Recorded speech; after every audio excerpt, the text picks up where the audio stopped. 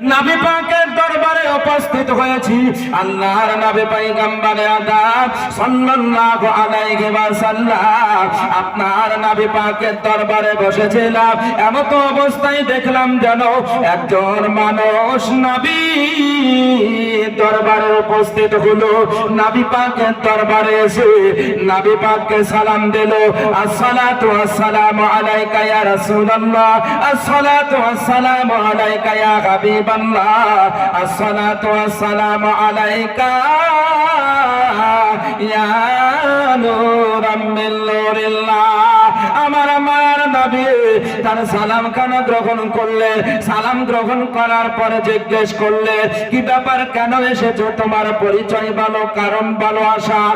সেই জিনটি বলেছিল ইয়া রাসূলুল্লাহ, ইয়া হাবিবাল্লাহ, নবীজি আপনি কয়েকদিন পূর্বে ওই সাফা পাহাড়ের নিকট দিয়ে যাচ্ছিলেন, সাফা পাহাড়ের পাশে দিয়ে যাচ্ছিলেন, মক্কার মানুষদের ইসলামের দাওয়াত দিয়েছিলেন, আল্লাহর একাত্মবাদের দাওয়াত দিয়েছিলেন, আল্লাহর তাওহীদের দাওয়াত দিয়েছিলেন। ইয়া রাসূলুল্লাহ, ইয়া হাবিবাল্লাহ, নবী গো তারা আপনার দাওয়াতকে গ্রহণ করে নাই, আল্লাহর একাত্মবাদকে গ্রহণ করে নাই, তারা আল্লাহর তাওহীদকে স্বীকার করে নাই, আপনার সাথে বেয়াদবি করেছিল, আপনাকে অপমান করেছিল, সাহাবায়ে কেরামদের অবমাননা করেছিল। ইয়া রাসূলুল্লাহ, ইয়া হাবিবাল্লাহ, নবীজি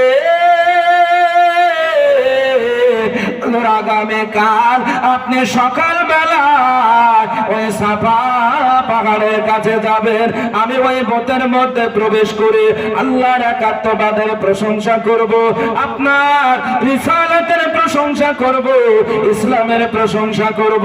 ইয়া রাসূলুল্লাহ, ইয়া হাবিবাল্লাহ, নবী গো আপনি আগামীকাল অবশ্যই অবশ্যই যাবে। আমার রহমাতুল লিল আলামিন নবীজি মায়ার নবী পয়গম্বর আদম সাল্লাল্লাহু তাআলা আলাইহি ওয়াসাল্লাম নবী জানো আপনার তাকে পরিচয় যে তার কারণ জিজ্ঞেস করলে কি ব্যাপারে কথা কেন জিজ্ঞেস করো, সেই সময় জিনটি বলেছিল ইয়া রাসূলুল্লাহ, ইয়া হাবিবাল্লাহ, নবী গো এখন আপনার কাছে আমার আবেদন, আপনি আগামীকাল আবার আপনি আগামীকাল ওই পাহাড়ের কাছে যাবেন, আমি আল্লাহর একাত্মবাদের প্রশংসা করব। আমার মায়ার নবী পয়গম্বর আদম সাল্লাল্লাহু আলাইহি ওয়াসাল্লাম তাতে পরিচয় জিজ্ঞেস করলেন, তোমার নাম খানা বলো। সে বলেছিল ইয়া রাসূলুল্লাহ, ইয়া হাবিবাল্লাহ, নবীজি আমার নাম হচ্ছে, আমার নাম সামা। আমার বিশ্ব নবী বলেছিলেন তোমার নাম খানা অত ভালো মনে হয় না, তোমার যদি একটা সুন্দর নাম আমি রাখি তবে তুমি পছন্দ করবে কিনা বলো। আচ্ছা নবী যদি কার নাম রাখেন এ নামকে কি কেউ অপছন্দ করবে? কেউ করবে না, করবে সবাই মানবে, সবাই স্বীকার করবে। নবী হচ্ছেন আমাদের আশিকদের প্রেমিকদের জান, নাকি ধরে বলুন সুবহানাল্লাহ, প্রেমিকদের জান। নবী আমার মুমিনদের জন্য কাবার ও কাবা, ধরে বলুন সুবহানাল্লাহ। তুমি মানলে মানো, তুমি মানলে মানো, না মানলে মন মানো না, আশিকেরি আসল জান্নাত সোনার মদিনা, জোরে বলুন আর একটু জোরে। তুমি মানলে মানো, তুমি মানলে মানো, না মানলে মন মানো না, আশিকেরি আসল জান্নাত সোনার মদিনা, আশিকেরি আসল জান্নাত সোনার মদিনা। আশিক হৃদয়ে যত ইশকের জ্বালা দূর করিতে পারে ওই মদিনাওয়ালা, জোরে বলুন ওই মদিনাওয়ালা।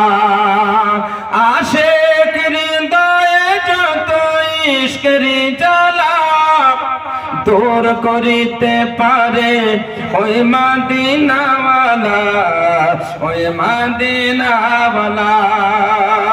তাই মদিনা মদিনা বলে